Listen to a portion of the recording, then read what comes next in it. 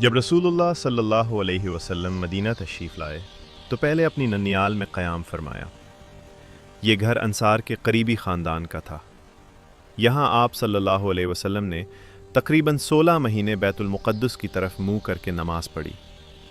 آپ صلی اللہ علیہ وسلم کی خواہش تھی کہ قبلہ خانہ کعبہ کی طرف ہو، پھر اللہ تعالیٰ نے قبلہ بدل کر خانہ کعبہ کی طرف مقرر کیا۔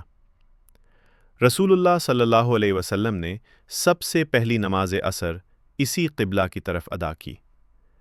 کچھ لوگ آپ صلی اللہ علیہ وسلم کے ساتھ نماز پڑھنے آئے۔